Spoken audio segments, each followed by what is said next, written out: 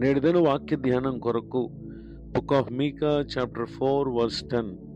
మీకా గ్రంథం 4వ అధ్యాయం 10వ వచనంలో నా ఆఖరి వాక్య భాగంలో, యెహోవా నీ శత్రువుల చేతిలో నుండి నిన్ను విమోచించును.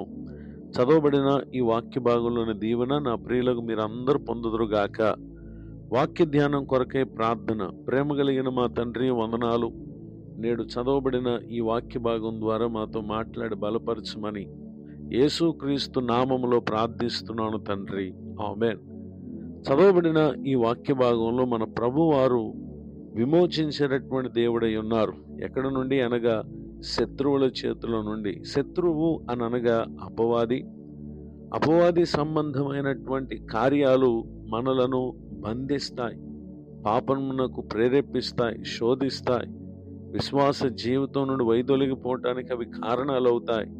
అయితే అట్టి వాటి చేతులు ఒకవేళ చిక్కుబడిన ఆయన మనకు సెలవిస్తున్నటువంటి వాగ్దానం ఏంటంటే, నేను మిమ్మలను విమోచిస్తాను.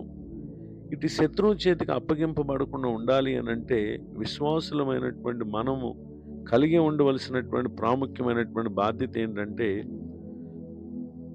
First episode of John chapter 5 verse 18, యోహాను రాసిన మొదటి పత్రిక 5వ అధ్యాయం 18వ వచనంలో, దేవుని మూలముగా పుట్టి ఉన్నవాడు ఎవ్వడును పాపము చేయడని ఎరుగుదము. దేవుని మూలముగా పుట్టినవాడు తను భద్రము చేసుకున్నాను గనుక దుష్టుడు వానిని ముట్టడు అనేటటువంటి విషయాన్ని ఇక్కడ మనం చూస్తూ ఉన్నాం. దేవుని యందు విశ్వాసం ఉంచడం ఎంత ప్రాముఖ్యమో, రెండవదిగా ఆ విశ్వాస జీవితంలో మనల్ని మనం భద్రపరుచుకుంటాం అనేది కూడా చాలా ప్రాముఖ్యమైనటువంటి పని. ఈ కారణాన్ని బట్టి నాడు భక్తులు ఏమాత్రం అపవాది చేతికి అప్పగింపబడకుండా ప్రభు అనుగ్రహించే క్షేమ స్థితిని పొందుట కొరకు వారు నమ్మకంగా చేసినటువంటి కొన్ని కార్యాలను మన పరిశుద్ధ గ్రంథంలో పరిశీలన చేసే ప్రయత్నం చేస్తే, book of Daniel chapter 6 verse 10, Daniel గ్రంథము 6వ అధ్యాయము 10వ వచనంలో, దానియేలు యథాప్రకారముగా అనుదినము ముమ్మారు మోకాళ్ళుని తన ఇంటి పైగది కిటికీలు యెరూషలేము తట్టునకు తెరవబడి ఉండగా తన దేవునికి ప్రార్థన చేయుచు ఆయనను స్తుతించుచు వచ్చాను. చదవబడిన ఈ వాక్య భాగంలో దానియేలు తన విశ్వాస జీవితమును ఏ విధముగా భద్రపరుచుకొనవలెనో తాను ఎరిగినటువంటి భక్తుడై అనుదినము ముమ్మారు అనగా 3 సార్లు మోకాళ్ళునుట, రెండవదిగా అతడు దేవునికి ప్రార్థన చేయుట, మూడవదిగా స్తుతించుట అనేటటువంటి విషయాలను ఇక్కడ మనం చూస్తూ ఉన్నాం. ఇటు కార్యాలు దానియేలు చేస్తున్న కారణం దేవుడు దానియేలును ఎంతగానో ఆశీర్వదించాడు.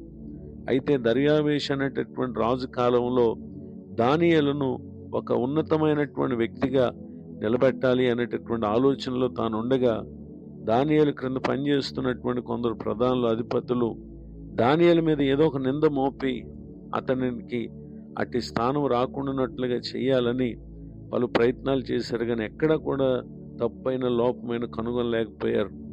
దేవుని పద్ధతి విషయమే కానీ మరి ఏ విషయంలోనూ అతని లోపం కనుగొనలేమని ఆ స్థానిక ప్రాంతవాసులు ఒక శాసనాన్ని రాసి దాన్ని రాజుతో సంతకం చేయించారు.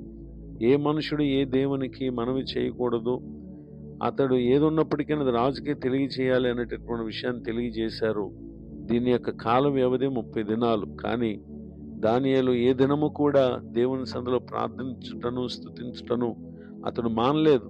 ఈ కారణాన్ని బట్టి దానియేలును ఒక దోషిగా రాజు ముందు నిలబెడితే, దానియేలు యొక్క నమ్మకమైనటువంటి స్థితిని ఎరిగినటువంటి రాజు ఆ విషయమై అతడు బహుగా వ్యాకులు పడ్డాడు. తనను రక్షించాలని, విడిపించాలని అతడు ప్రయత్నం చేశాడు. కానీ ఏ శాసనం మీద అయితే అతడు తీర్మానించాడో దానిని రద్దుపరచడం అది ఎంతమాత్రం కూడా కుదరని పని గనుక రాజు కూడా దానియేలు విషయమై పలికినటువంటి మాట ఏంటంటే, book of Daniel chapter 6 verse 16, Daniel గ్రంథం 6వ అధ్యాయం 16వ వచనంలో, నువ్వు అనుదినము తప్పక సేవించుచున్న నీ దేవుడే నిన్ను రక్షించునని దానియేలుతో చెప్పుటను ఇక్కడ మనం గమనించగలం. నిజమే, ఆశ్చర్యకరమైన రీతిలో దేవుడు దానియేలును సింహముల గుహలో నుండి కాపాడుటను, విమోచించుటను మనం క్రింది వచనాల్లో మనం చూస్తాం. ఈ సంగతులన్నీ చూచినటువంటి రాజు పలికినటువంటి మాట ఏంటంటే, book of Daniel chapter 6 verse 27. Daniel గ్రంథం 6వ అధ్యాయం 27వ వచనంలో ఆయన విడిపించువాడును రక్షించువాడునై ఉండి పరమందును భూమి మీదను సూచక్రియలను ఆశ్చర్యకార్యములు చేయువాడు ఆయనే సింహముల నోట నుండి దానియేలు రక్షించను అని రాయించటం.